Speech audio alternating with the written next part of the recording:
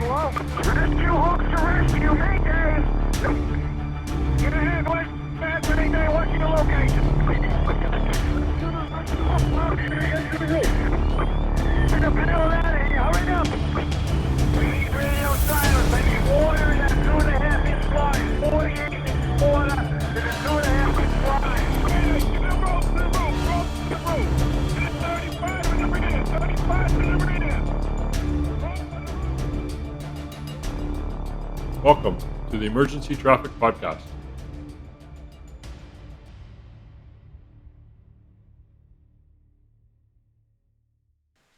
Well, episode number 50. Wow. My team and I have reviewed 50 line of duty death reports and discussed them and recommendations arising from them. Thank you to our listeners. Glad you are learning from these incidents like we are.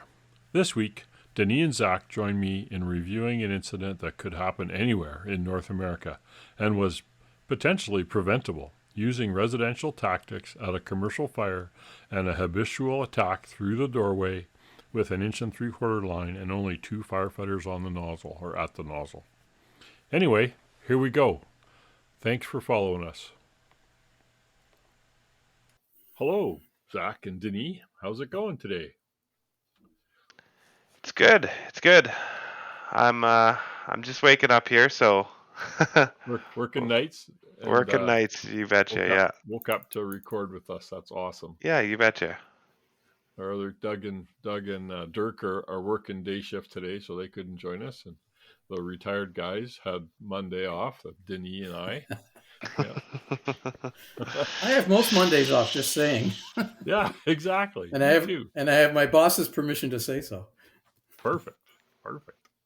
I seem to Wow. recall you needed me here because there's, two old men that are just gonna bicker back and forth. So I just figured, put some youth into this podcast here. So Yeah, exactly. That's why we said, Zach, you got to join us. You got to get up. Otherwise, it's just a couple old guys whining.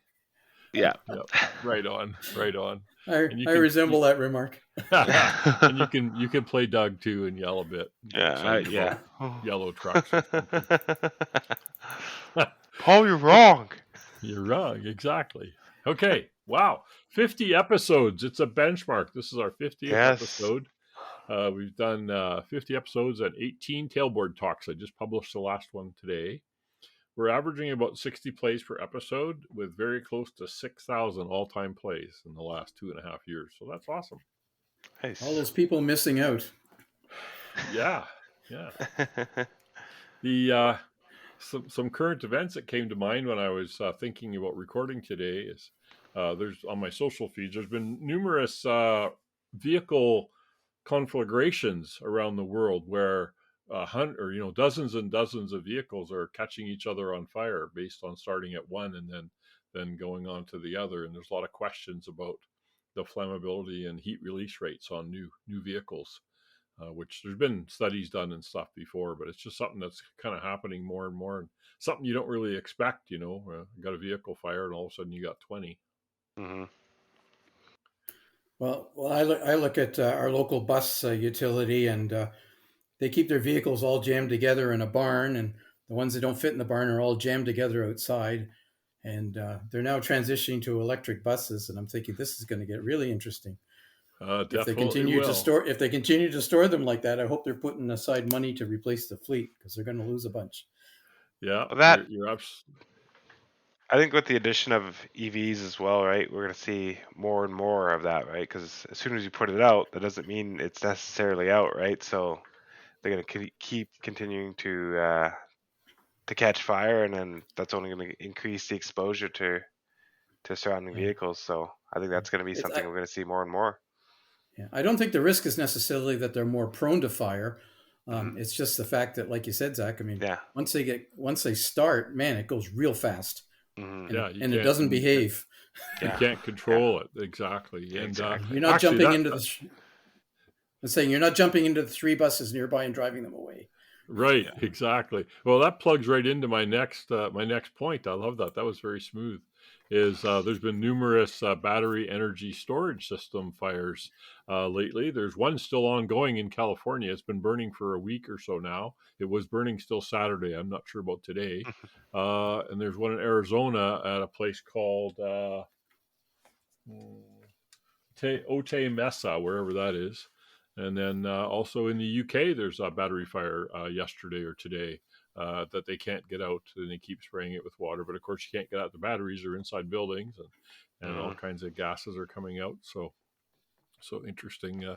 New challenges for firefighters that we have to Absolutely. figure out how to do them. The one in California, they've been using drones for spotting the heat sources and where to apply water, where Mm. on the most heat.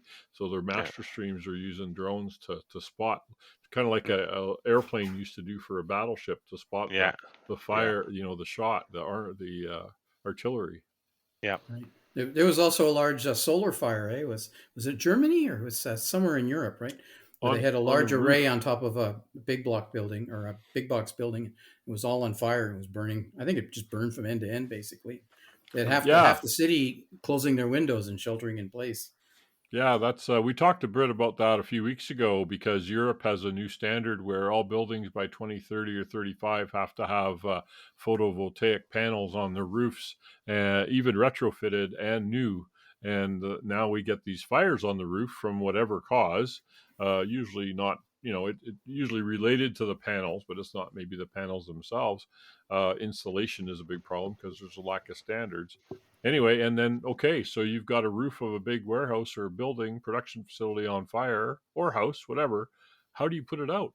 Right? It's very we're getting away from going on roofs, because it's so dangerous, and now we have to get up there to put the fire out. So it's a tactical challenge for firefighters Yeah. that we're going to have to learn about. Yeah, I remember 12 or 15 years ago, they started really proliferating in Ontario, and we started seeing fairly large buildings like churches and stuff. And they were putting, panels all over their roofs, and there was no pathway left for access. You couldn't even walk on the roof. It was like the installer just put panels right to the edge of the roof and then walked off the roof. So there Yeah, was really no prospect of getting on the roof if there was ever an issue. And plus, the things are live, right? There's usually a disconnect down at the ground, and you can go and pull the disconnect, but that only disconnects the power from the disconnect onwards. I mean, from the disconnect back to the panels, they're live, man. And they were even selling a particular type of foam that you could spray on the UV roof to seal it off from any light, right? Because even these ultra bright scene lights that we tend to use at scenes, some of those can even generate power, electricity. So yeah, and then always dangerous for firefighters. you happen to touch the flashing or something and end up getting zapped, yeah, by the panel. I saw a video yesterday. You'd like this one, Zach. Megarius, the firefighting company in Europe, Megarius. Mm-hmm. They have a brand new video on their firefighting remote operated vehicle. That not only does it have a monitor to flow water, of course, with tracks, and you can Mm-hmm. send it into a building, but it actually has manipulator on it to open and close valves. So you Yeah. could send it into a hazmat, and it's Yeah. got gas detection and thermal imaging, and it's a cartridge battery. So two guys were able to lift the battery out of the back of it and slide in a new battery. So that was kind of cool. And I see Rosenbauer's also offering one too. So the truck builders, the big truck builders, are going to get into this ROV market, I guess. It was interesting. We were just talking about this last night, and we were mentioning about LA County's tracked unit there and stuff like that. And my crew's like, why would you ever need that? Like, that's not actual, you're not going to drive that into a building. I was like, guys, this is for like our line of work, right? Where we don't want to put people next to these massive flanges, or where we have a big LPG fire or something like that, where it's just blowing off, and we don't want to put people in this area, right? And so we were just having a good discussion on the use of these. So very interesting pieces of equipment that's coming out, and especially in my world, in the industrial world. Um, I could definitely see these making an appearance here more and Oh more. yeah, Actually, definitely. We're actually, gonna we're gonna see yeah, them. I agree. I think that is the application for these things. I don't see them wandering around inside apartment buildings particularly, No, because if a firefighter can't survive in there, like, you're not rescuing anybody. So exactly. but as far as keeping firefighters in a good standoff position where they can, Hmm. particularly doing reconnaissance and, like you said, Zach, like manipulating a valve or something like that, Makes Yeah. a lot of sense. But then Absolutely. you've got to design your facility so that the robot can get to the valve. So when Yeah. the valve is 10 feet in the air and it's operated by a chain wheel, um, Yeah. that's a pretty fancy robot. Yeah, exactly. Yeah, no kidding. Yep. Anyway, interesting stuff that's coming out and trying to keep current Yeah. with what's on the market. There was one more thing I wanted to mention, which was a very well done and thorough video that Dirk actually had shared with us about a month ago. I finally got around to watching it this morning, and from the BBC. It's called "The Fires That Foretold Grenfell," and it's a documentary on YouTube, and it goes over a bunch of fires since like 1971 or two, where cladding fires killed people on large fires. So it's quite well done. So if anybody's got an hour and a half to waste, it's definitely interesting. Yeah, Nice. Plus, there's 2 job openings in fairly large cities in Canada. Well, actually, one's the largest city in Canada. that's So right too. Toronto's fire chief Toronto. is leaving Yeah, soon. Yeah. and Edmonton's fire chief recently retired, so they got a search out now as well. Right. So that'd be the Edmonton Flames, right? Edmonton Flames. Oh, ouch! That's swear Yeah. words, Doug. You got to get Doug, excited. somewhere Doug is getting, yeah. I get a strange feeling right now. Yeah. Okay, so this week's incident, which is based on a NIOSH report that we have obtained and are discussing. On May 5th of 2019, a 24-year-old career firefighter became disoriented and died in a stairway collapse on the second floor in an abandoned commercial structure. So, the fire department, Christopher, Illinois, uh, this fire department has one station with 12 active paid on call, which serves a population of approximately 7,000 within an area about 22 square miles. The department averages 110 calls per year with 15 responses to working fires. At the time of the incident, the fire department had one 2011 engine. This is engine 204. One 1994 ladder truck, which they called engine 201. They had one 1998 rescue pumper, one 1994 tender, and a 2008 F-250 brush truck. The fire department has minimal written policies and procedures, which are available to all department members. These current procedures and policies are implemented and enforced. New policies and procedures were being developed to adequately cover the function of the fire department. The fire department is a member of an organization known as the Mutual Aid Box Alarm System. This system was designated to assist with response to fire and emergency medical services. It provides specialized response teams and station coverage during the state declared disasters or when an incident overwhelms the available resources of a participating community. The mutual aid box alarm system requires that all members agree to and sign a contract that includes standards of operation, incident command procedures, minimum equipment staffing requirements, and safety and on-scene terminology.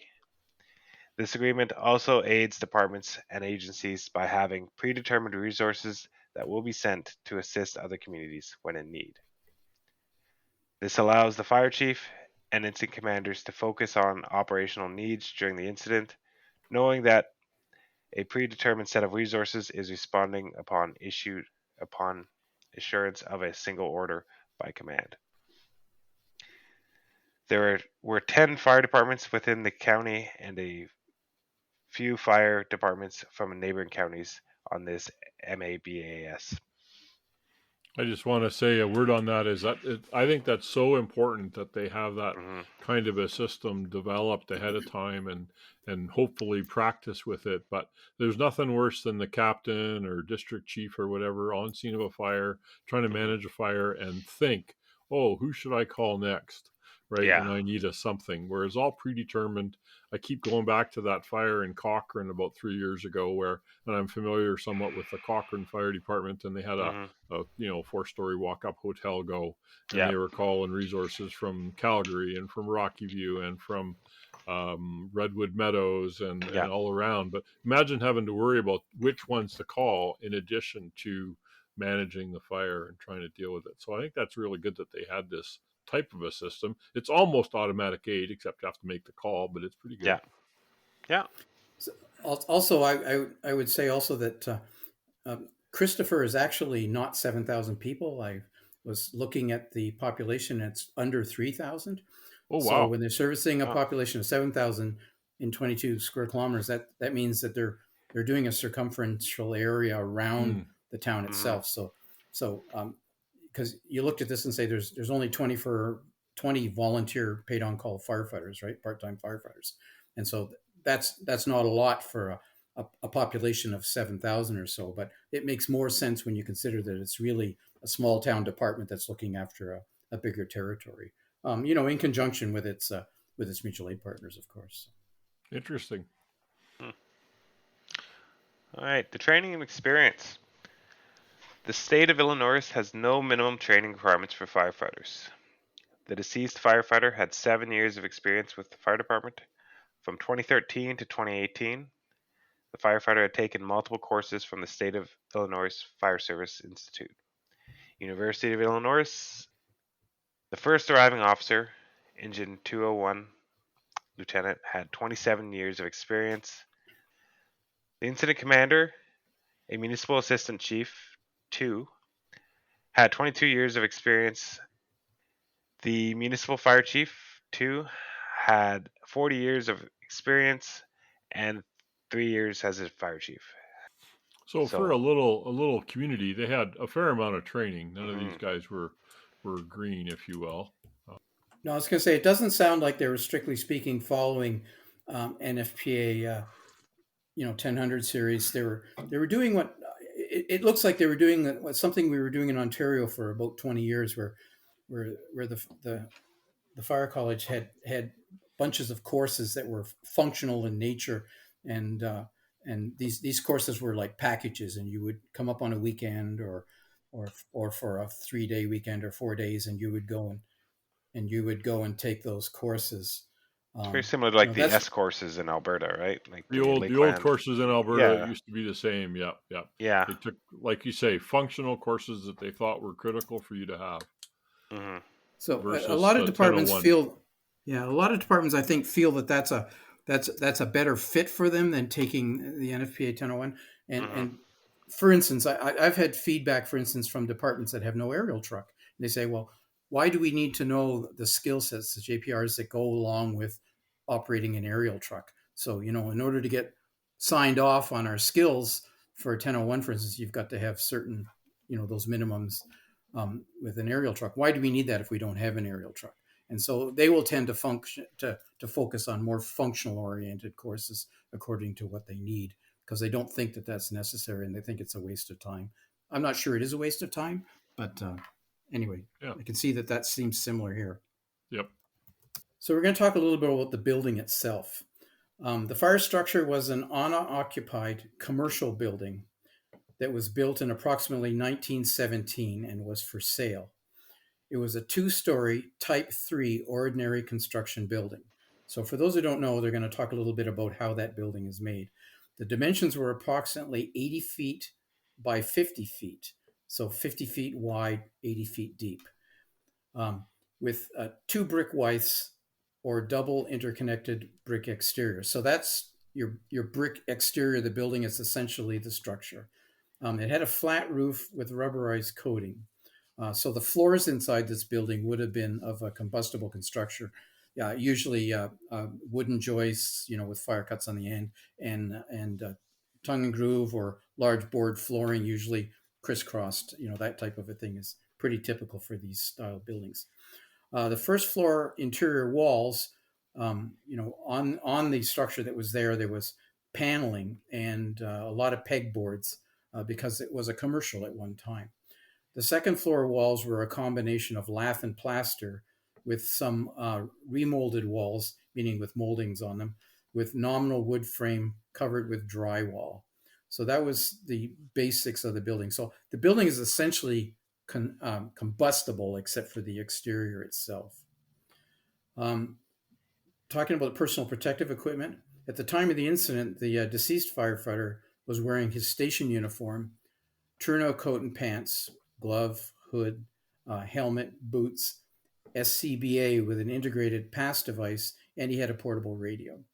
After the incident, the SCBA was evaluated by NIOSH, and there were no issues. It passed all of its tests.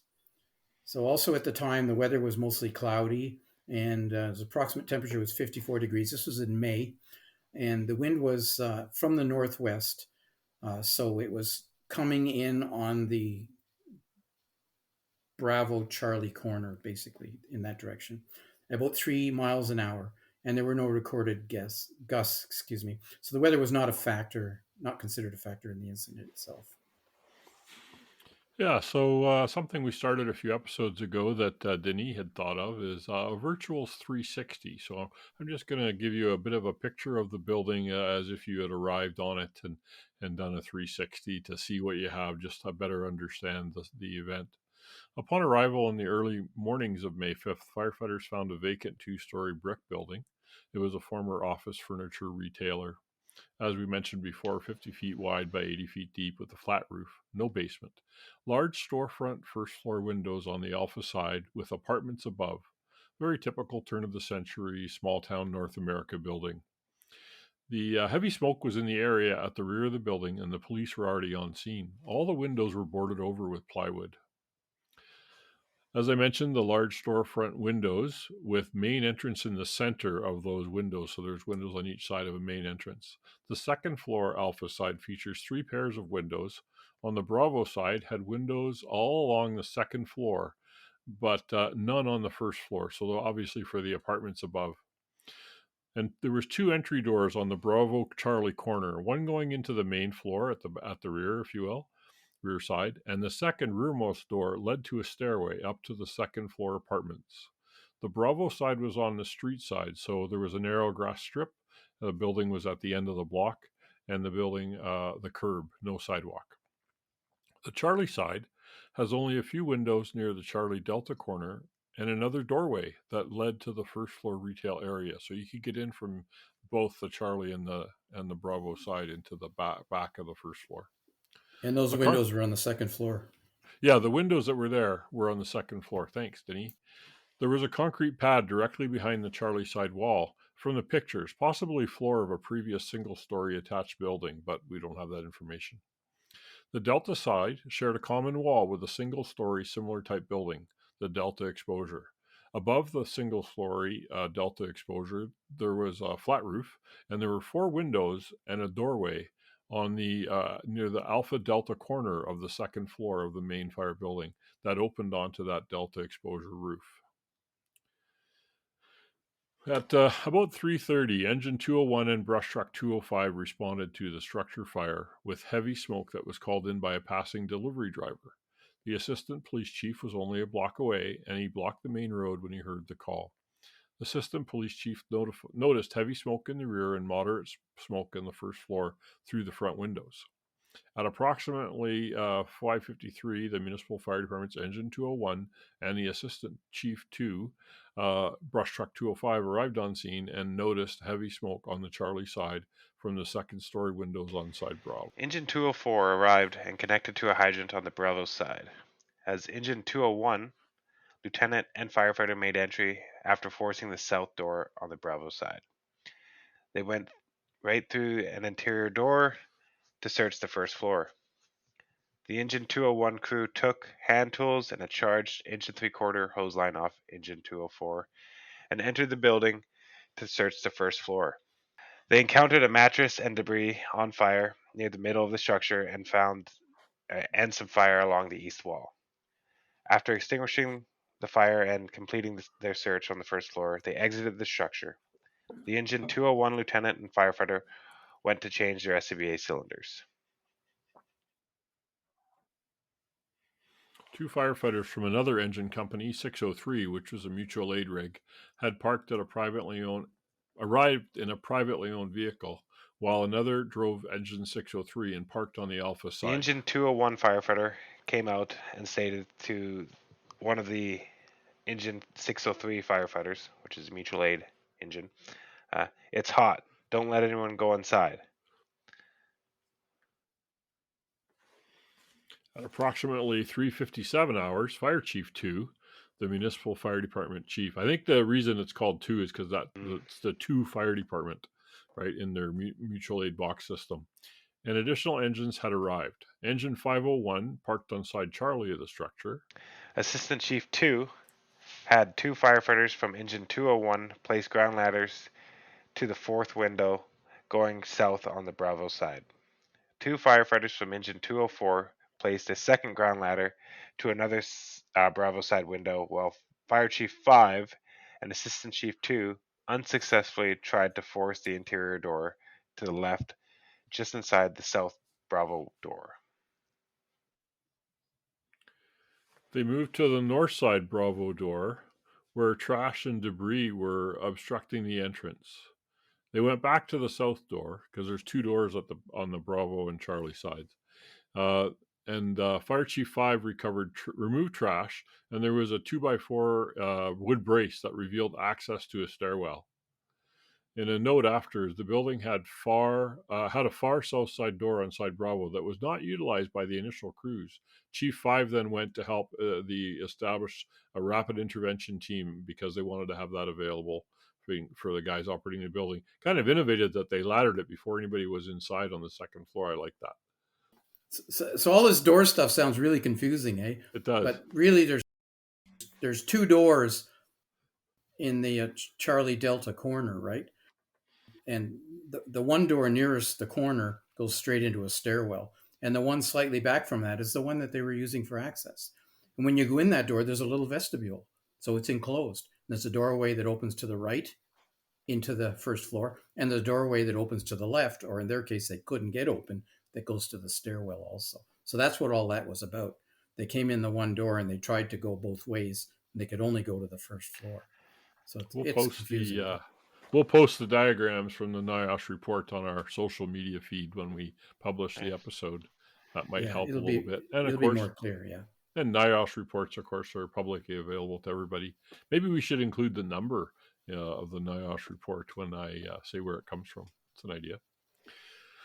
At about 0400 hours, so a few minutes in, Fire Chief 3 and Engine 302, so from another department, arrived on scene. Fire Chief 2 asked Fire Chief 3 to take command. Fire Chief 3 established command at his vehicle and parked at the side Alpha Bravo corner of the street. Ladder 805 arrived on scene and parked on said Alpha. Ladder 805 was supplied with water from a 5-inch supply line from a hydrant on the Alpha Bravo side corner and was instructed by Fire Chief 2 to take out the second floor windows on the Alpha side using the aerial apparatus. This task involved removing plywood from the windows. At this time, lazy gray smoke was observed from the second floor by the Ladder 805 firefighters pulling the plywood off. The Engine 201 lieutenant and firefighter came to the doorway and noticed the stairs to the second floor. As they started to ascend, they noted the first several steps were structurally unsound, so a 16-foot roof ladder was placed to bridge the initial stairs. They ascended the straight stairway to a top landing and turned to the right to the second floor. With a hose line off engine 204, hand tools, and a thermal imager. The three engine 603 firefighters entered the stairway and one manned the roof ladder while they fed hose through the door to the upstairs. On side Alpha, 805 crew had set up near the Alpha Delta corner and noticed that smoke was becoming heavier on the second floor. The crew moved the ladder further west. About this time, Engine 201 lieutenant noticed heat on the side Delta wall on the second floor with the thermal imager, but no fire. They met Assistant Chief 2, who had ascended the ground ladder on the west wall to the second floor window with Engine 204 lieutenant, who stayed at the window with a hose line. Assistant Chief 2 said his ears were starting to burn and told the firefighter that they needed to back out.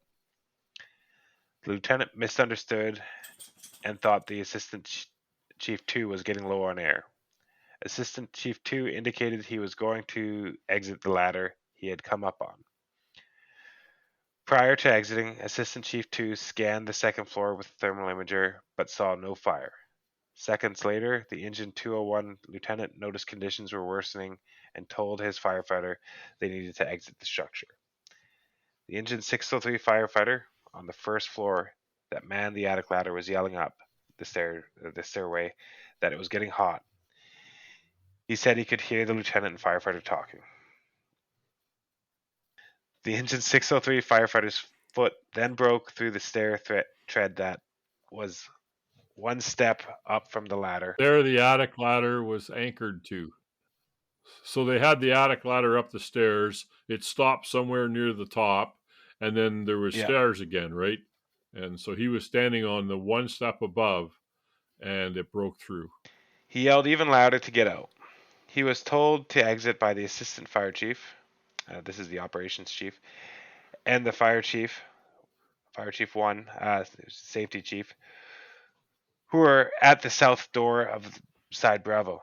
The lieutenant believed that Engine 201 firefighter was right behind him as they started down the stairs.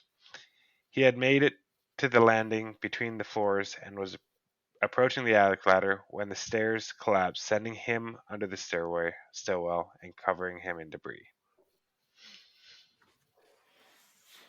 Assistant Chief 2 went to Fire Chief 6. I know there's a lot of chiefs here. I think Denise said something about it. You know, there's so many chiefs at this call from all these different departments. Anyway, went to Fire Chief 6 on side Bravo and asked if Engine 1201 lieutenant and firefighter had come out. At approximately 04:25 hours, the Fire Chief 6 was about to radio the lieutenant when the lieutenant called a mayday. This mayday was followed up with a mayday by one of the Engine 603 firefighters. Because they were helping hump hose up the ladder, right? 2 ladder 805 firefighters went to the south door on the side Bravo to assist. 3 Engine 603 firefighters went in the stairway and heard a crash followed by screams. They turned to see the stairs were gone, but noticed a flashlight moving in the debris. They moved the ladder out of the debris pile to the side as their low air alarm started going off. The lieutenant called out and searched under the stairwell for the firefighters. The lieutenant tried to self-rescue, going towards the east wall, but was driven back by the heat. So the east wall is the Delta wall. So the incident commander asked Fire Chief 2 and the operations section chief if they heard the mayday. Incident commander called for a third alarm and assigned Fire Chief R as the RIT chief. Fire Chief R was from a neighboring county to the west, and one of their ladder companies had just arrived prior to the mayday. Fire Chief R headed to the side Bravo Charlie corner with his ladder crew. The incident commander moved everyone not involved in the RIT operations off of the red communications channel. So that's good. I like that. They moved all the comms off the Mayday channel. So that's good. So the RIT crew, which was composed of the Engine 302 crew and included a firefighter from the ladder 805, remember ladder 805 was out front, they made entry as the Engine 603 crew was exiting. So Assistant Chief 2 took an axe to the door and split it off the hinges. I'm not sure what door that is. I think it must have been the one at the bottom of the stairwell that they couldn't get open. And the RIT crew cleared debris in the stairwell to get to the lieutenant, who had fallen through the stairs. Looking through a hole in the bottom riser of the stairs, the ladder 805 RIT member could see the lieutenant, who had taken off his SCBA to try and self-rescue. The RIT member grabbed the lieutenant by the boot, but pulled his boot off. The north side door to the stairwell had then been removed, and they were able to get the lieutenant out. A second crew was looking under the stairs for the firefighter, who had been with the lieutenant up on the second floor. And the RIT crew chief sent his ladder crew to the side door on the Charlie side near the Charlie side and Delta corner, that other door that we talked about in the 360. Mm-hmm. They met up with a crew on a hose line to search the east wall, which is the Delta wall, but found no signs of the firefighter. The lieutenant mentioned to the Ladder 805 RIT member that he must still be on the second floor. A RIT member then asked for a 24-foot ladder to bridge the collapsed stairs. Remember, there was a landing halfway up the stairs, so it would have been a challenge. But it was too short. The RIT member made it halfway up and could hear a pass device sounding from the second floor, but then had to come back down the ladder. He then wanted to try a 35-foot ladder, but it was too large to get into place. Because you're trying to get this ladder in through a doorway, right, and up a set of stairs. You can understand how hard that would be, and you're doing it from one end. Imagine. No kidding. The RIT member then went back to the south door again on the Bravo side, and noticed an opening above the door that led into a small room. He used a hose line to cool it down and managed to do a right-hand search with a thermal imager, but couldn't see the missing firefighter. The lieutenant went to command and stated the firefighter must be on the second floor. The incident commander sent the firefighter to inform the RIT chief. The RIT chief had been meeting with the operations chief and the safety chief about maintaining the fire attack. They decided the firefighter may be on the second floor. Multiple four-man RIT teams were assembled and made several attempts to access the second floor via the ground ladders on side Bravo. Remember, they'd thrown at least 2 ground ladders on the Bravo side of the second floor windows. Not counting the ladders they tried to get up the back stairs. They could not advance towards the middle of the building due to heavy smoke and fire. RIT operations were stopped. So the top of the stairs, just to recap, there's a set of stairs that goes from the ground floor on the Bravo side to the top floor along the Charlie wall, but dumps you on the Delta side. So when they went going up these ground ladders, they were going up the ground ladders on the Bravo side. So anybody who was at the top of the stairs would have been on the Delta side. In other words, entirely across the building, 50 feet away. And as you will see from the diagram, there was a partition wall on the second floor. So they couldn't see him no matter what they did. Couldn't see him. Because there was individual suites along that Charlie wall, or Bravo wall. That's correct. The strategy was changed to defensive operations. 2 master streams were operated through the side Bravo windows from engines 201 and 204. The engine 501 operated a master stream on the side Charlie and a ladder pipe from ladder 1 on side Alpha. The incident commander called for more resources as conditions on the second floor deteriorated. The fire department's air truck arrived at about 5:12 hours, and approximately 5:19 hours, Fire Chief 9 and Engine 903 arrived on scene. Fire Chief 9 went to command and was assigned as a assistant safety officer and started his 360-degree size up.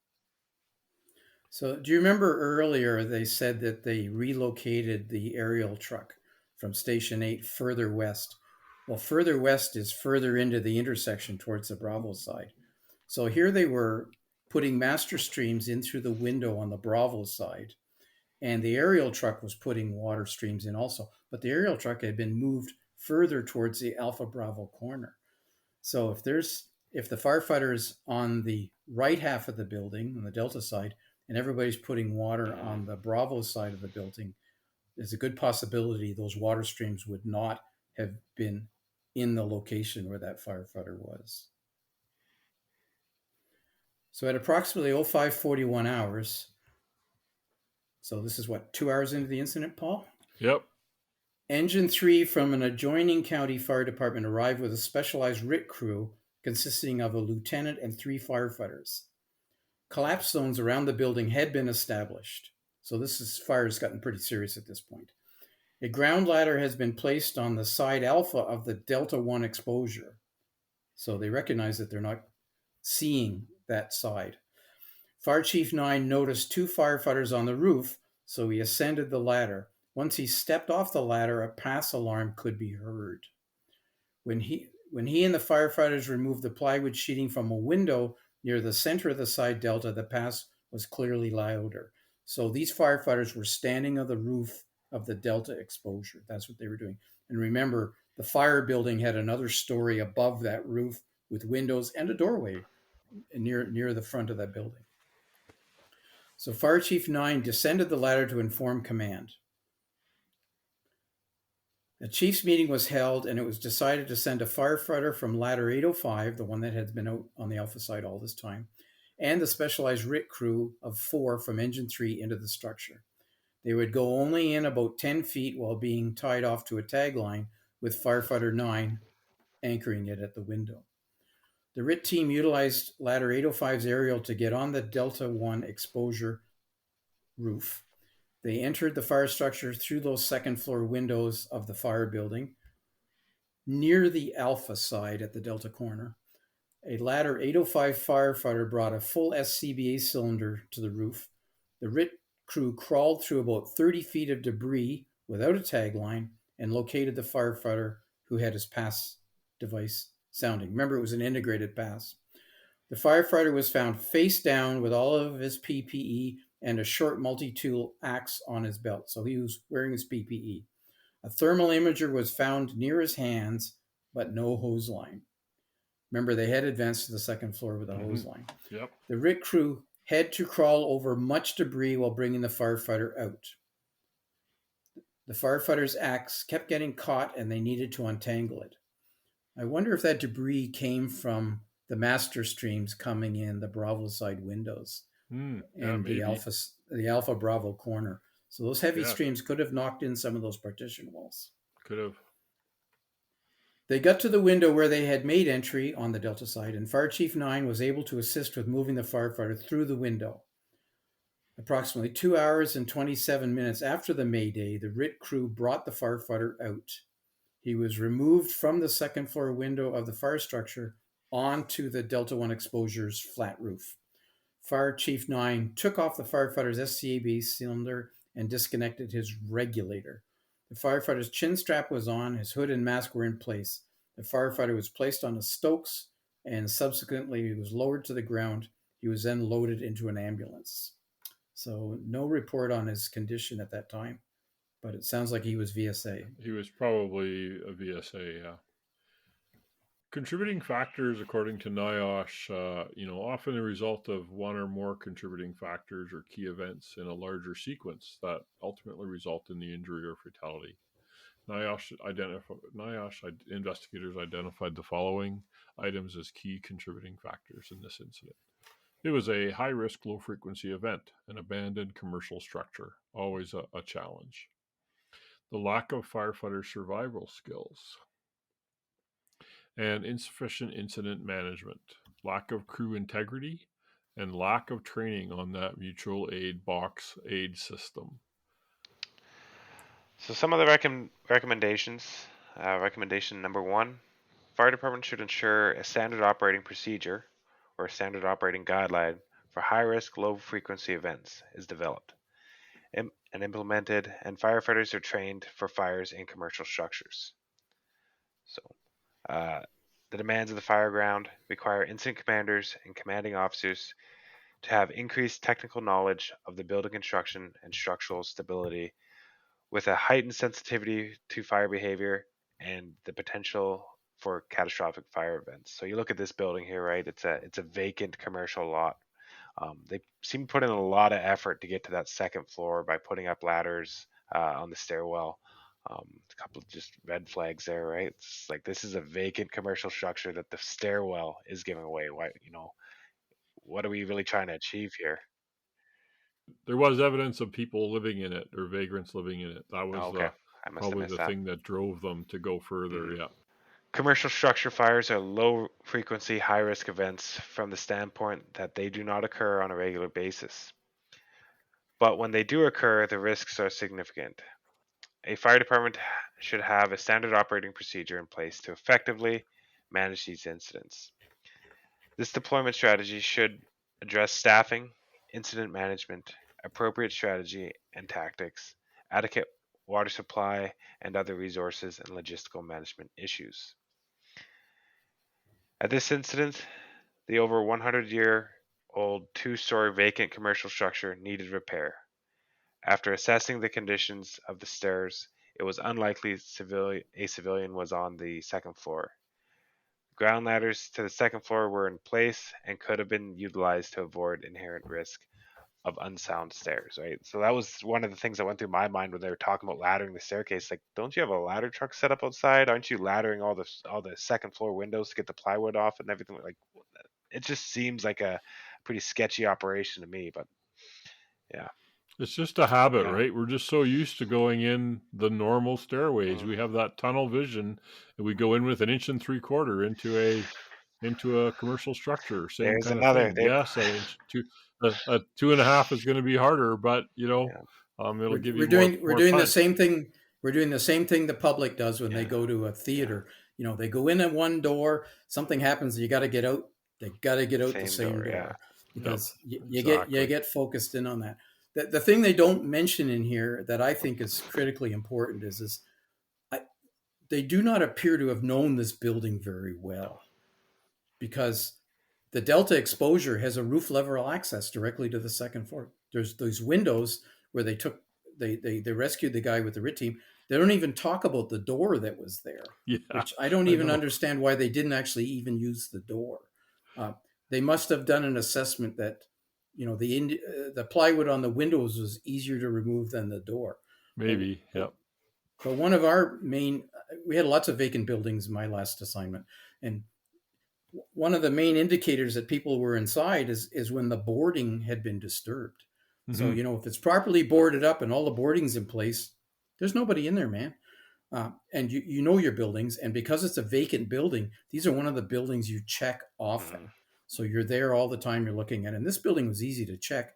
You could see three sides of it just within 2 minutes of walking, because you could walk the Alpha side, you could walk the Bravo side, you could walk the Charlie side. It was very easy. The only side you couldn't easily walk would be the Delta side, and so that one there was probably problematic to check. They may not even have been aware that there were doors and windows above on the Delta side, but I would argue that they should have been aware because it was a vacant building. They must have known there were vagrants in there because they would have seen that the boarding had been disturbed, or should have seen that. And knowing the building better might have avoided some of these pitfalls um, that Zach has already brought up. Like, they were so focused on that stairwell, they had other means of getting up there. yeah. Yep. So I think that's a Know your miss. neighborhood. Yeah, know your district. So, recommendation number 2: fire departments should ensure that firefighters are properly and repetitively trained in out of air and low air SCBA emergencies. So, repetitive skills training using a self contained breathing apparatus is a vital necessity for firefighters who work in IDLH atmospheres. IDLH, immediately dangerous to life or health. Repetitive skills training can increase the ability to operate SCBA functions and controls in a high anxiety moment or an emergency. The other thing it does, of course, is it gives you confidence in your equipment.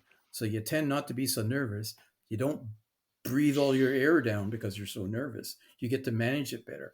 I remember when I was, learning these skills, we used to do skip breathing. That was one of the things that we learned and used to do. And, you would miss that second breath, and it just gave you an opportunity to step down a little bit instead of focusing on breathing.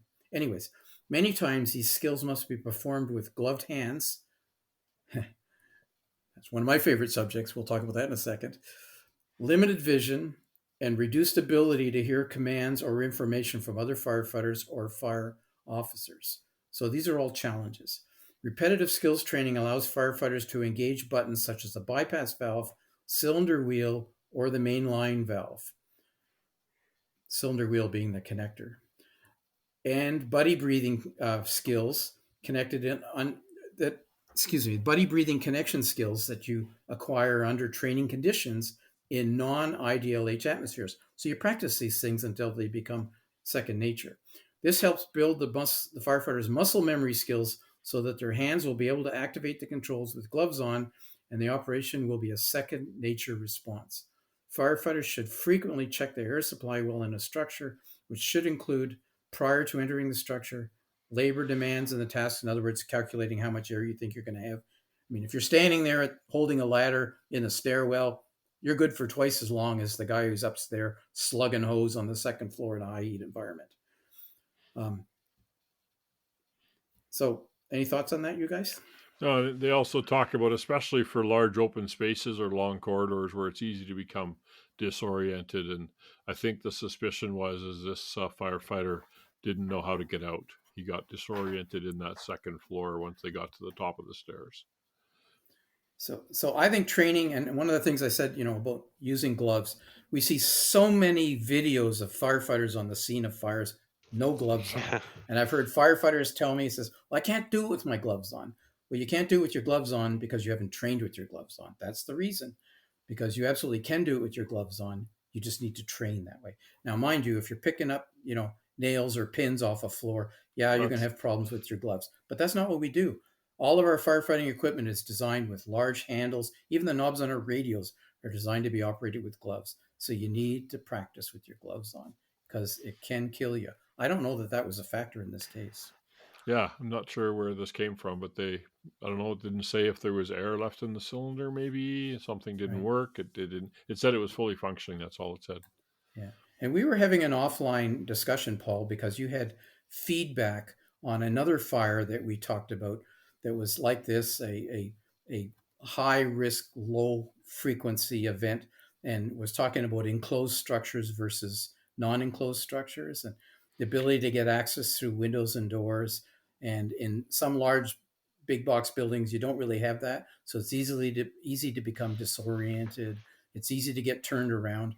But the fellow who lost his life here, he had a tick with him. So essentially, he should have been able to see everything that he needed to see. And he had a hose line with him. But I think dependence on hose lines as a way out method is a problem because, for instance, when that stairs collapsed and the officer went down with it, could have very easily pulled the hose with it, pulled the hose away from this guy if he had the nozzle in his hands. Probably did. And could have disconnected him from that lifeline if that's all he had. So we need to train in multiple ways. Like it's not just follow the left wall. It's not just follow the hose line. It's remaining oriented, right? And does that mean a search line? Or means maybe, does it mean having a tick? Yes. Does it mean drawing that map in your head as you're going along? I made a left, I made a right. Some people are very good at that. Some people are absolutely horrible at that. And you need to know your own capacities, and you need to find an accommodation for that. So this is a common theme, and from the feedback was from the last podcast we did, which was the nightclub in Houston, I think it was, where Correct. the firefighters. You were on that one as well, you guys. And one of our listeners who's actually written a book, authored a book, which I can't pull it off the top of my head now, wrote a book about large buildings and this dependency on windows and doors to get out. That whole tunnel vision of using residential tactics at non-residential fires, whether it's a hazardous materials fire, whether it's a leak, whether it's a battery storage system fire, whether it's a commercial building fire, we have to use different tactics. And it's a real challenge, especially when you see, hey, here's a big fire, let's go. We use those same tactics that you've been doing, and it gets us into trouble. You see it. We need to think otherwise. Right off the truck, right? It's the first thing they're pulling off, right there. You see the 1 3/4 line. As soon as that's it, first red flag, it's like, what are you doing, right? But once again, it's just residential fire tactics for commercial fires. It's just it never. But they laddered every window, which was awesome, except for on top of the Delta exposure, which was the ones they could use the most, I guess. Right. But something more fundamental is wrong here. I mean, look at the West Helena fire, where the firefighters lost his life in a bungalow. Yeah. In a bedroom in a bungalow, and there was multiple windows. There was multiple opportunities. Correct. They hadn't laddered that particular building. They hadn't, because nobody considered that. First floor bungalow, why do you need to ladder the windows? They probably didn't think that was a necessary thing, if it was even in their normal skill set. So there needs to be more than just a window present. There needs to be more than just a hose line present. You need to have other things like a tick. And I'm an advocate. I think every firefighter should have a tick, like you should have a radio, like you should have an integrated pass alarm. Yeah, like we were buying multiple. SCBA. When I was last. You need layers. When we were in Fort Saskatchewan, we were buying 2 ticks for every truck, one for the officer, one for the firefighters. just to help with size up and stuff. We could just the little economical Mhm. ones for the officer one. Right. The And recommendation. Oh, sorry. I was going to say, and there's one other point I want to bring up about this. It says the lieutenant who left the second floor first, I thought the firefighter was with me. Yeah. Yeah. How many times have we heard that? Mm-hmm. I thought the other guy was with Mhm. me. So my training and my experience was is you did as an officer make sure the other guy was with you because you had a grab on his shoulder strap and he came with Yeah. you. Because when it was time to bail, you're the officer, you're responsible. You grab your guy by the strap and you drag him out with you because that's how you communicate. You make damn sure that he's moving and he's following you and he's not off thinking you said something else. Because they already mentioned in here that like Chief 2 or Deputy Assistant Chief 2 was at the window saying, it's time to get out. And the other guys didn't understand that's what he had said. And only two guys on the nozzle too, like the lieutenant and the firefighter. Really, two firefighters and a lieutenant. The three people, officer directed, by the officer at the back, watching with Again, the tick and telling them where to go, and that way you yeah, can supervise your guys, yeah. right? Residential tactics again. Yep. Recommendation number 3: fire departments should ensure Mayday training programs are developed and implemented so firefighters are prepared to call a Mayday. Fire departments should ensure that all firefighters and officers receive Mayday training on a regular basis. It's essential to train firefighters to recognize when they are in trouble and how to call for help, and understand how the incident commander and others must react to a responder in trouble. This is from Jakubowski and Morton in 2001. Firefighters should never hesitate to declare a Mayday. The word Mayday is easily recognizable and is an action word that starts the process of a rescue. The use of other words to declare an emergency situation should be discouraged because these are not recognizable as an immediate action word that will start the rescue process. This is a little bit long, but I thought it was worth talking about. When a Mayday is transmitted, incident commanders have a very narrow window of opportunity to locate the lost, trapped, disoriented, or injured members. Incident commanders should restructure the strategy and incident action plan, the tactics, to include a priority rescue, as per NFPA 2020. Upon discussion, upon arrival at an incident, the company is given a task to perform by command. The company officer communicates to their crew their assignment and how they will accomplish their assignment.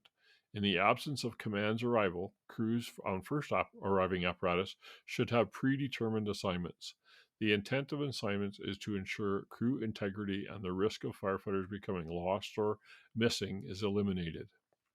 Just like you were saying, Denny, companies working at the task level have the greatest stake in their personal accountability system because they operate inside that IDLH atmosphere, or the hazard zone, as some people call it.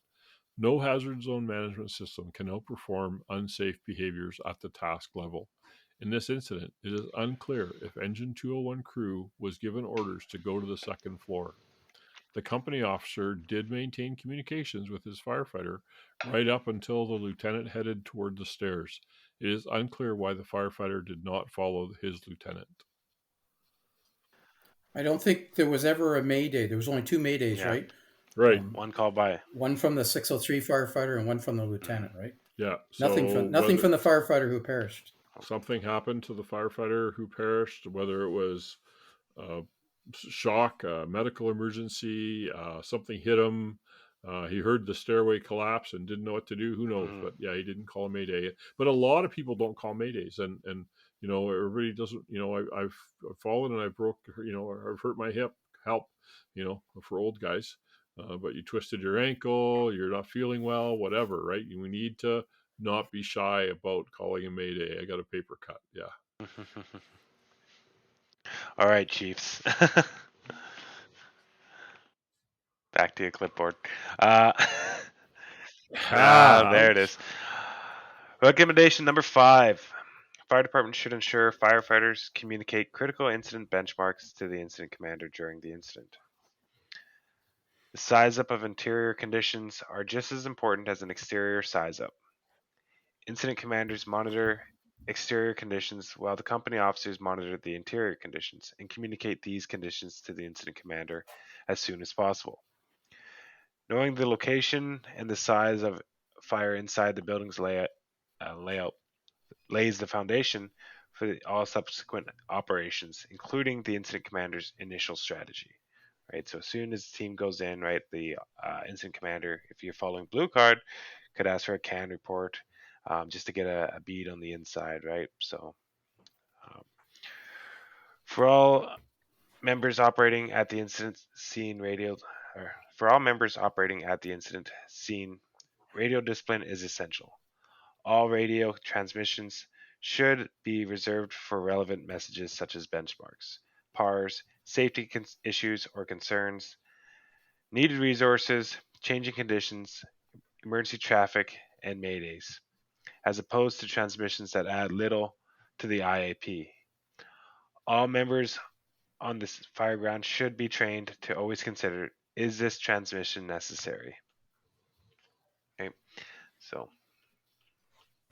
But there's a balance Mhm. there, right? Because some departments lean so heavily into this stop the racket on the radio stuff that firefighters feel inhibited to say the things that they need to say. So the only way around this, of course, is training, right? Yep. Training. Non blue card trained officers often think that there's too much radio traffic. Once you're trained and you practice it by doing scenarios, whether it's blue card or any other command system, the trick is doing scenarios and getting down to the brass tacks of what information needs to be transmitted. You actually clear the air. You actually get more time on the radio. But it's training.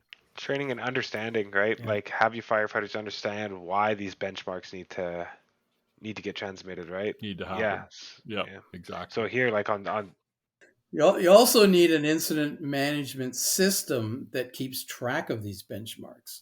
So you need to have a person, and it wasn't clear that it existed in this case, but you need to have a person who's managing the information that the incident commander is receiving. The incident commander can't have all this stuff in his head.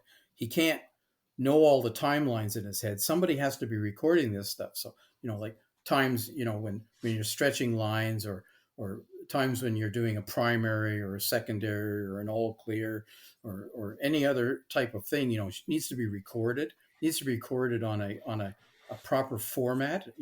There's lots of them available, but in a format that you use every single time, and the times are there and everything. And I know as an incident commander myself, many times I've thought back on major incidents. Some have run 6 hours, 12 hours, 24 hours, 30 some hours, and certain things happened and you think they happened in a certain sequence, but then you read the record and you go, no, that's not how they happened. And for instance, if somebody entered a building, when they entered and how much air they had and what their ID was, their accountability system should be recording all of that. So that's the other half of the benchmark information, is the accountability system. Those two things work together. So so-and-so is assigned to search the second floor. They go in at this time, they've got this much air. And then, like 10 minutes later, you haven't heard anything from them.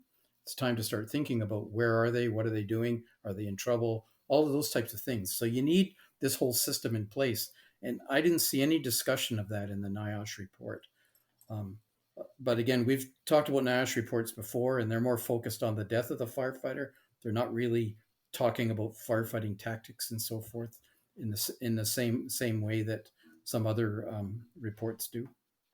I was just going to talk just briefly about just your crew's understanding of the tactical benchmarks, right? So here on site, I work with a lot of new firefighters, and we're still developing our procedures and tactics here on site. And a lot of that is radio communication, right? So understand that why it's important for you to benchmark when you're entering a structure, right? And why we're doing that, why we're recording these times. So that way they actually, oh yeah, that's right. I need to say that I'm entering the structure, right? Because it's important for our record keeping later on, or investigations, or for command to understand where all of his people are, and just really instilling that into our training and into their understandings, because then they're going to do it for you. You don't have to worry about doing it because they understand it. They know why. It should just become a normal action for them. So that's the point I was going to go. Completely agree with that. Do it all the time, right? I mean, look at that Lima, Peru one, the with the airplane. They didn't follow normal radio procedures, which led to the intrusion on the runway of a fire truck that the jet Yeah. hit, right? Because radio procedures weren't followed. Yeah. And firefighters died. Yep, routine radio procedures. Routine. So, no argument. This is just a little incident. I will save all those procedures for the big incidents. Because what happens when the big incident comes along, you're not used to doing it because they're so rare. So recommendation number 6, fire departments should ensure that all fireground ventilation is coordinated with firefighting operations. Why? Well, fire departments need to manage and control the openings to the structure to limit fire growth and fire spread, and to control the flow path of inlet air, oxygen in other words, and fire gases, ventilation, during tactical operations. All ventilation must be coordinated with suppression activities. Uncontrolled ventilation allows additional oxygen into the structure, which may result in a rapid increase in the fire development and increasing the risk to firefighters due to increased heat release rates within the flow path. The fire burns more vigorously, it burns hotter. Underwriters Laboratories released a report on the impact of ventilation on fire behaviors in legacy and residential construction. There's a report on that. You can Google it. This report addresses multiple ventilation locations and the possibility of creating fuel-limited fires. So you need to understand that most fires in enclosed structures are oxygen limited. And once you open the building up, the oxygen, there's plenty of it, so now it becomes fuel limited. So basically it's a free burning fire. So the research indicated it's not possible to create fuel limited fires with multiple ventilation openings. The report states it is more likely the fire will respond faster because the already open ventilation location is allowing the fire to maintain a higher temperature than if everything had been closed up. So this was done in 2010. So it's 14 years old, but the physics hasn't changed. The flow path of a fire is how a fire moves through the structure, as determined by incoming and outgoing vents for air, since air allows fire to sustain or to grow. Again, from the same report. So fire is like a fluid, right? It's moving. Identifying and controlling the flow path involves knowing where the air comes from, the window you just broke out, and where it's headed. So it's hot, it's looking to go high, right? It's going to move into areas where it isn't. And the importance cannot be underestimated of how this heat is flowing. The indication of a flow path should find its way into every after-action review. In other words, you need to identify what the flow path was and talk about it to ensure the safety of the firefighters. It is important that firefighters be in a safe location while trying to locate the fire that is heating the cooled space. Once the fire is under control, the fire can be completely extinguished. Command should conduct a complete and thorough size-up at all fires to ensure that the location of the fire has been identified and is communicated to all firefighters on the scene. Once the fire location has been determined, the strategy and the tactics can be addressed and communicated in order to control the incident in a safe and effective manner. I think what's missing here is an understanding of the flow path before you're doing the review of the incident. It's part of your size-up. And you need and it needs to drive your tactics. Yeah, I think they're saying there's been a lot of work on this since 2010. Yeah, I think what they're saying is that every after-action review or report should discuss what was the flow path, so we learn from it. Here, I'm thinking they took the windows off pretty early, the front and the Bravo side on the second floor, which created a flow path down the stairway, most likely, which is where that second firefighter ended up being, is in the middle of that floor in the heat. And several reports said, hey, it's getting hot in here. Well, that was right after they took all the plywood off the windows. Yeah. So I really had intended for one of our other co-hosts to read this section, but he's not here today. Right. So one of the things is you ventilate high, and you open up high and you open up low, but at the same time, you're doing what? You got to be flowing water on the fire. Water application. And they never really did that in this fire that I can see. They put out the mattress fire, and there was a little bit of fire they thought along the delta wall. There's nowhere in here that they actually talk about where the fire really was. Where was the fire? Were they cooling? Probably was it in? Was it concealed in the first floor ceiling? Yep, that's what I'm Probably. guessing. Was it in the roof structure? Possibly. Like, we don't know. Did it Or burn from the first floor through to the second floor on that Delta wall? the Seems wall likely that covering, that was the the case. wall coverings on the Delta wall, I'm guessing, And and the then they first gave floor, it of air. course, was paneled, Yep. very flammable. So, And it always kind of makes me think when we're talking about these situations and where it's getting hotter, and it's like, are these guys applying cooling? Are they applying water? Are they, cooling the surfaces? Are there gases? Are they doing any of that? Like, it doesn't say in the reports, unfortunately, right? If that department was doing it or not. But it's always kind of in the back of my mind when we're reading this is like, are these guys even making the conditions better for themselves? Right? Like, are they just sitting here? Yeah, it's getting hot. Should probably Well, do and it something doesn't about it, right? talk. We don't know if they did It, or not, so I can't make that statement, or that critique. But that is something we need to be thinking about at the end of the day. and there was a partition wall on the first floor between the front and the rear as well. So it doesn't talk. And the crew went in the rear only and found the mattress and extinguished the fire there. But we don't know how much more exploring they did on that first Hmm. floor, searching for the fire. They immediately, for some reason, decided to go upstairs. Recommendation number 7 is fire departments should ensure a single effective incident management system is established with one designated incident commander, especially when multiple fire departments respond to automatic aid incidents. The discussion about this is the primary objective is always to manage the incident. According to Fire Chief Billy Goldfeder, before any incident occurs, fire department leadership within any area where multiple fire departments respond with one another, be it automatic aid or mutual aid, must ensure there's a clear policy and procedure along with regular training to ensure interoperability. In incident management and radio operations on the scene from Goldfeder in 2019, a single effective incident management system is crucial to the management of all emergency incidents. This system is commonly known as the Incident Command System, or ICS.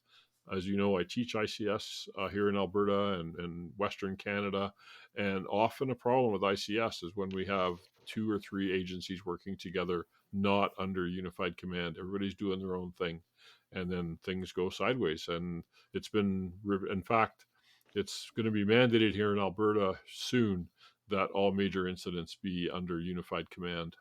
And they're changing legislation also here in Alberta so the province can actually take over and use incident complexes and stuff like that to manage these multi municipality emergencies that are happening.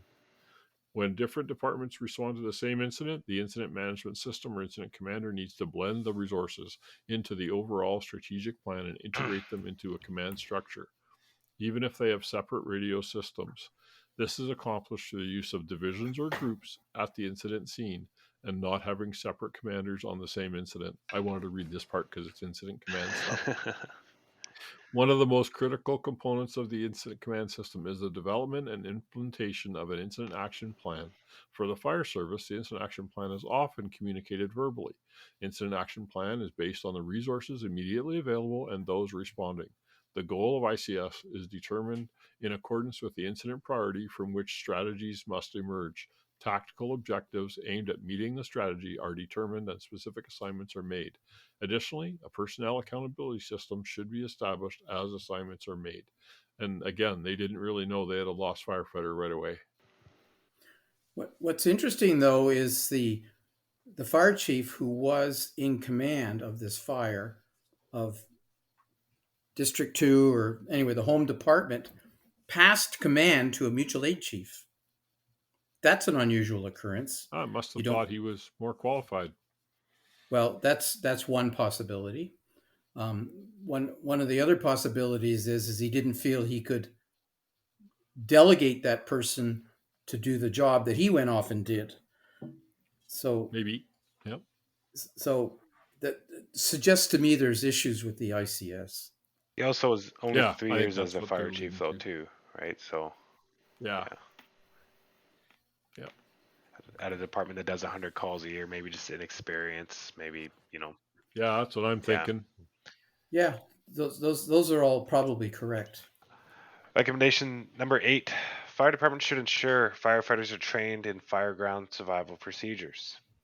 As part of the emergency procedures training, firefighters need to understand that their PPE and SCBA do not provide unlimited protection. PPE is not properly donned. PPE that is not properly donned or worn may provide reduced protection or no protection at all. If a firefighter becomes disoriented and is unable to escape, in such cases, delay in egress or transmitting a Mayday messages may be fatal. However, the Mayday message should be transmitted as soon as the crew is in a defensible position. The International Association of Firefighters, IAFF, and the International Association of Fire Chiefs have developed an IAFF fireground survival program to ensure training for Mayday prevention and Mayday operations are consistent between all firefighters and company officers and fire chiefs. Firefighters must act promptly when they become lost, disoriented, injured, low air, or disorientated. Additional emphasis should be placed on appropriate procedures for tactical withdrawal under worsening conditions or pending building collapse. The use of an operational retreat is designed to quickly remove firefighters from operations in an unsafe or potentially unsafe environment. The incident commander shall initiate an operational retreat whenever the operational area is deemed unsafe for the emergency personnel. All personnel operating in the unsafe area shall evacuate as the operational retreat procedures are initiated. Operational retreat shall begin with a radio traffic announcing emergency traffic, with directions for all emergency personnel to evacuate the operational area. An emergency egress signal shall be sounded. For example, repeat a short air horn blast for approximately 10 seconds, followed by 10 seconds of silence. The sequence of air horn blasts for 10 seconds, followed by 10 seconds of silence, should be repeated 3 times. Upon hearing the operational retreat signal, all firefighters should immediately withdraw from any operations they are performing and leave the operational area. All company officers should immediately perform a PAR of all personnel they are responsible for and report the results to the incident commander. In addition to the training on breathing apparatus, emergencies, egress through small openings, emergency window egress, etc., additional emphasis should be placed on the appropriate procedures for tactical withdrawal under worsening fire conditions and structural collapse situations.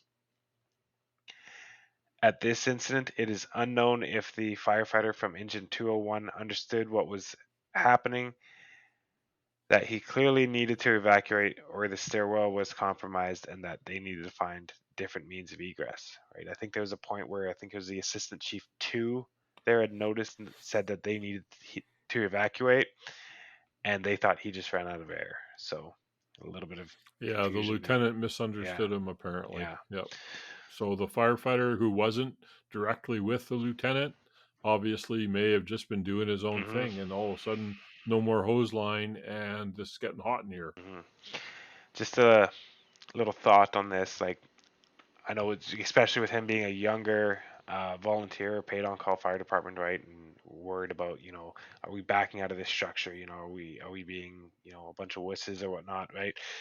Aaron Fields, I think, says it well. The most aggressive thing you can do is retreating, knowing when to pull the plug, knowing when to get out, right? When it's too much for me, that's a smart firefighter.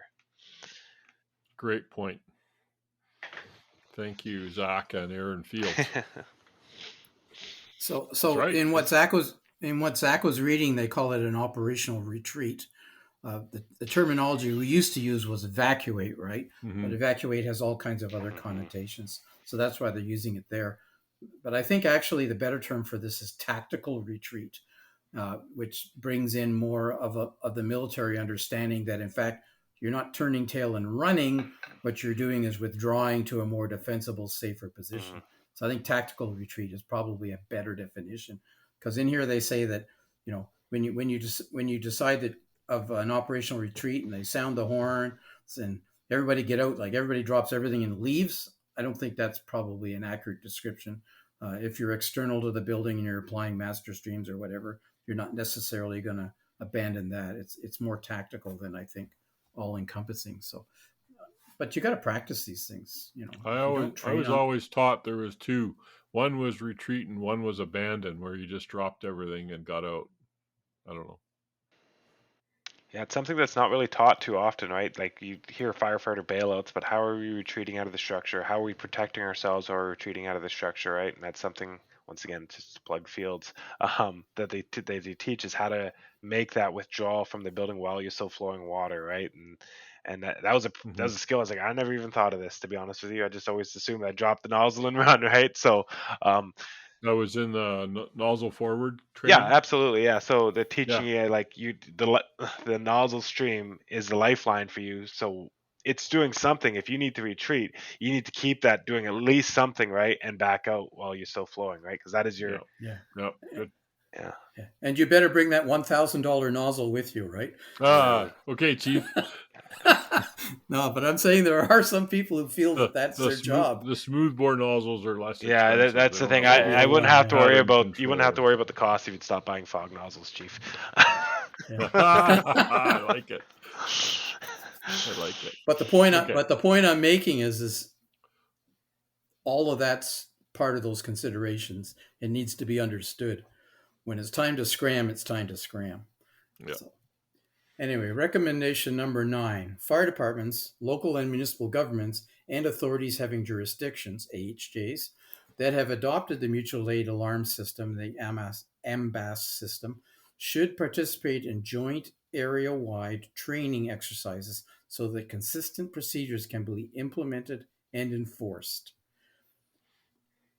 So if you want to discuss this, there's parts like with automatic and special aid, mutual aid meetings being common, mutual aid systems, being common these days for a variety of reasons, primarily, staffing, like daytime staffing, in particular, weekday daytime staffing for volunteer services. Yep. And response times, areas that have long response times. It is essential that those departments and those companies all operate together and from the same policies, procedures, and guidelines. Some areas of the country that have enacted mutual aid, which facilitate this concept, they have it written into their plans. Furthermore, these agencies should drill regularly to assure complete familiarization with each agency, with their equipment, with their personnel, and their operating modes. I've seen mutual aid plans where you just call the other department to come in and provide service for you. So you've got a county department and you're calling them into the city on mutual aid. Do you know, for instance, that they can handle a typical situation that the city happens, and vice versa? City department providing mutual aid to a county department, are they even able to draft water? So, there's those type of things. You need to call the right people. They need to understand the equipment that they're calling. They need to understand how they operate. So these drills that you should be planning, they should be based upon common policies and procedures. That's a tough one.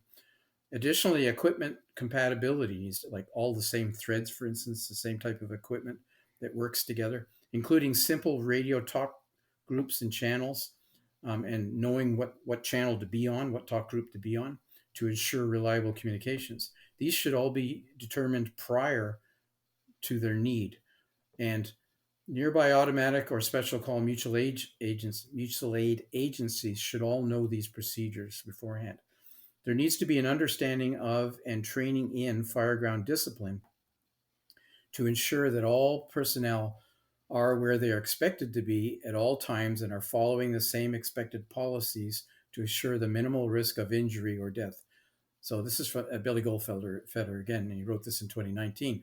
So it's possible for individual firefighters to freelance. It's also possible for mutual aid companies or even departments to freelance at fires. And that's bad news. Mutual aid companies should train together and not wait until an incident occurs to attempt to integrate the participating fire departments into a functional team. You got to have a functional team at a fire. Differences in equipment and procedures need to be identified and resolved before an emergency occurs when lives may be at stake. Maybe you carry 28-foot extensions that can very nicely ladder a second floor window. The other department carries 24s. You don't know that. You say, throw a 28. What do you mean? Mhm. So you need to know, for instance, that they don't have the equipment that's going to do the job that you expect it to do. For instance, small example. Fire departments should develop and establish good working relationships with surrounding fire departments. This ensures reciprocal assistance and mutual aid is readily available when the emergency situations escalate beyond those local response capabilities. There's also automatic aid, right, where it hasn't escalated yet, but you anticipate that it might. Um, Limited access due to renovation work and available resources. These are other reasons why you might need mutual or automatic aid. The incident commander can quickly upgrade the alarm and call for additional resources. Automatic mutual aid response protocols dispatch several mutual aid departments, including one department dispatched as a RIT. However, it was stated during the interview process that prior training with other departments that were involved in this incident had not been conducted prior to the incident. I gotta comment on this one. Many moons ago, when I was a young firefighter on my first fire department, and I got a job selling apparatus and equipment. And of course, I would go around to the various fire departments in my area, Corman Park, Saskatchewan, rural municipality, Corman Park, around Saskatoon, and I would go and have coffee with all the various fire chiefs. And they would all say how great they worked together with each other, when really they didn't have a clue. They didn't even know they got a new fire truck or a new haul. There was absolutely no training together, etc. And it just pissed me off that happened so much in Corman Park. Change the page to 40 years later now. Corman Park is a model of interagency mutual aid and working together, training together.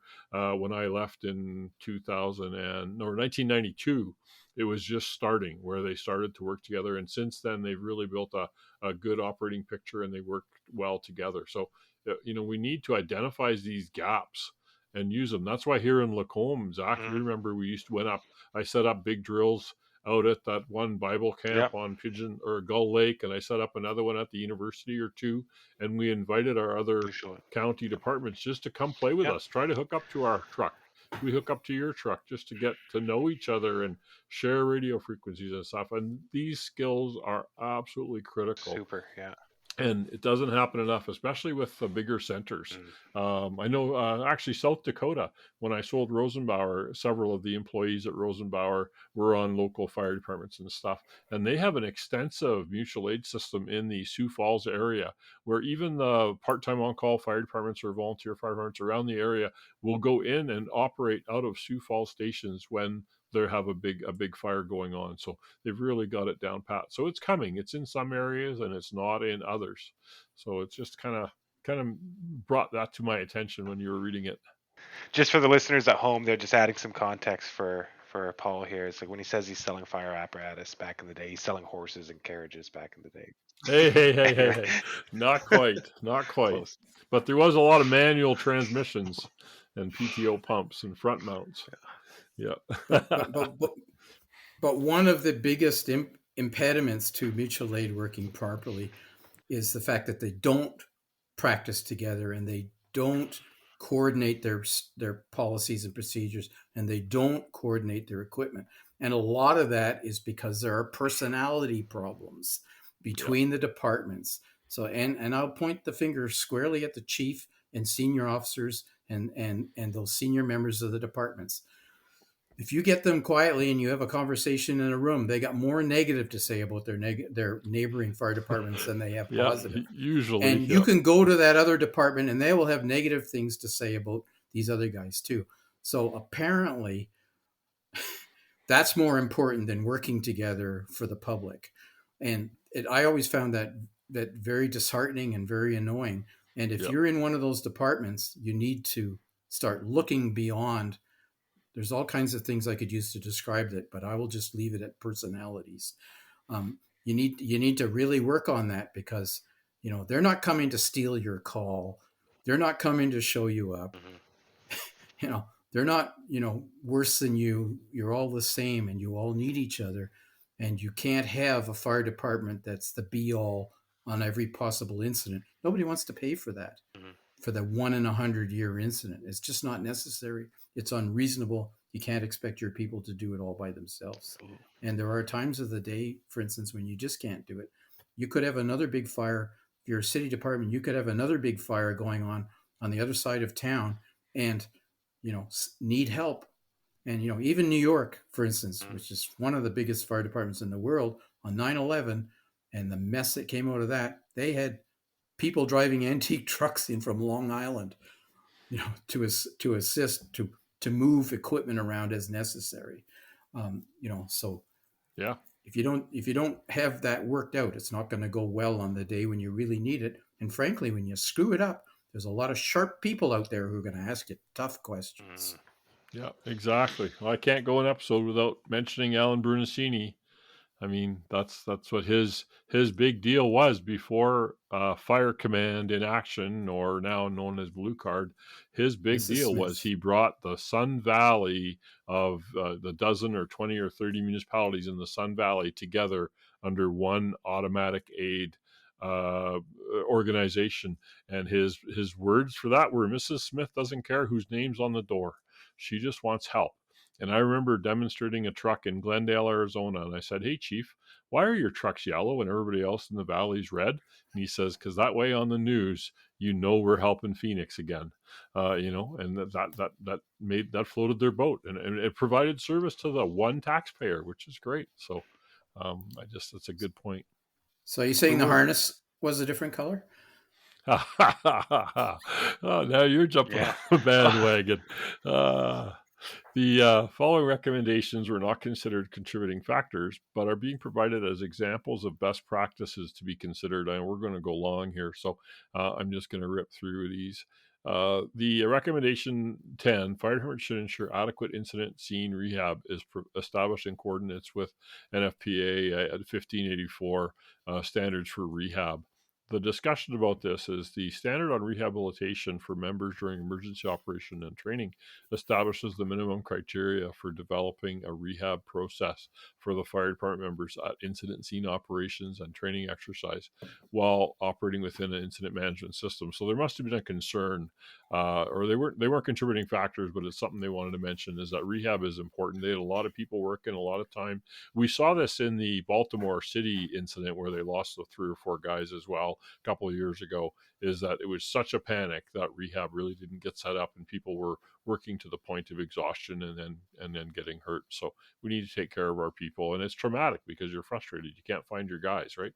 So it's tough on everybody. Municipalities should also ensure fire department telecommunicators are properly trained and certified, which includes the operation of alarm box cards for proper dispatching of resources. Effective fireground radio communication is an important tool to ensure fireground command and control, as well as helping enhance firefighter safety and health.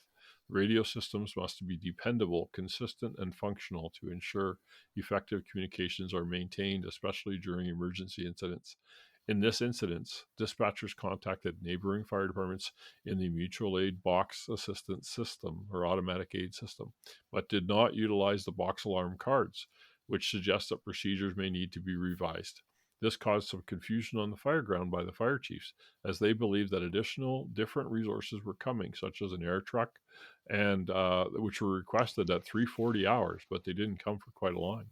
The timeline designates that the mutual aid box system 2 was dispatched at 0350 hours. Mutual aid box system 45 was requested at 501 hours, with a repeated request at 511 hours. An air truck was on scene at 512, and the RIT truck arrived at scene at 541. It was crucial to have support for high risk, low frequency events, and this system didn't work. The RIT team didn't come early enough. So, just something else that they wanted to point out. Any final thoughts on this, fairly current incident that could happen anywhere? Um, you know, I like the point of, why did they use a stairway? There's a lot of the news reports here just saying that there's a lot of fire departments on scene there. I believe I was reading earlier today, 17 fire departments were on scene to battle this blaze here, right? Lots of people on scene, right? And I think just grasping the sheer size of this incident here for this tiny community of Christopher, right? we're seeing more and more of these multiple fire department responses because, like Denise said, you can't afford to have a big agency sitting there all the Yeah, time, right? We have to work together and share absolutely. resources, which is great. I remember in Richelieu there, Denis, when my dad was a fire chief after your dad, and he went to a fire. There was a trailer park just outside of town or something, and there was a trailer on fire. I remember him telling the story, and I think I went there the next day for some reason to help clean up or something. And they had arrived first because it was closer, and the neighboring town, which I think was Maryville or something, came, and Maryville got in. They got into a big fight with Richelieu Fire Department over this is my fire, you're in my territory, and my dad. The story he told me was, well, here, just use our stuff. We're already set up. We're already pumping water. And Maryville's like, no, no, no, no, you take your stuff and go home. We're going to use ours. And then they had trouble and they couldn't get their pump going or drafting water out of the wherever and stuff like that. And in the end, Richelieu had to help them. But, we get into these, and again, it's personalities, right? Exactly. Those damn Prevos. I can hear the guy now. Yeah. My comments on this are repetitive. I've said this Yeah. before. So this particular incident was part of a set of buildings on the main street, and it had the potential basically to burn out downtown. These Uh-huh. buildings are in every community I've ever been a fire chief in. Virtually every community of any size you've ever driven through, you've got these buildings that were all built with shared walls. The building behind this one clearly had either been knocked down or burned down previously, but so this is the potential was there to have a conflagration that burned out the whole downtown, if you will. However, this building was empty because it was a vacant building, which is a good thing. But the bad thing is that they didn't do proper pre-planning probably on this. They didn't seem to have a good understanding of the opportunities that they had in this building and how it was structured, because some of the things that they were doing clearly were not right for the particular building, the way it was divided, the way there was access and so forth. And like was stated, you got bad set of stairs, you need to know that it's a no-go zone, it's boarded up, etc. And the other aspect of this is besides the pre-planning and knowing your building is the training, and that was already brought up as one of the recommendations. Is you've got a small department with a few vehicles, not enough to handle a major downtown fire. You've only got 20 paid on call volunteer firefighters. That's when they're all available. And we used to typically figure 1/3 to a half. In some small communities, you might get up to 50% of them. The incident goes on long enough, you might get 60, 70, 80% of the members eventually. But this all went wrong within the first half hour. The first bottle, it went wrong right from the beginning. So you need your mutual aid people, you need your automatic aid people. You got to train for this stuff. So pre-planning and training, again, I could have saved this guy possibly. Yep. I Good. know we come at this from very, very analytical and statistical kind of analysis, Armchair. armchair, right? But I think a little, emotional, like not emotional, but a little, yeah, a little more heartfelt kind of conversation had. Like this guy was fighting a fire with his dad at the same time. His dad was on this fire as well. So pretty tragic event nonetheless. So his dad was also on this fire, and having his son pass on this fire is kind of a sad moment. So just to add a little human side to this, right? Pretty tragic event. Yeah. Yep. Good point. They'll never be Great. the same. No. Okay. Well, everyone, thank you for listening to another emergency traffic podcast. We appreciate your interest and hope you find them interesting and informative. You can follow us on Twitter at Podcast Traffic or our Facebook page, the Emergency Traffic Podcast. You can email us at emergencytrafficpodcast@gmail.com. Let's be safe out there, as Sergeant Phil Esterhaus used to say on Hill Street Blues. Way before your time, Way Zach. before my time. Any last words? Thanks, everybody. Be safe.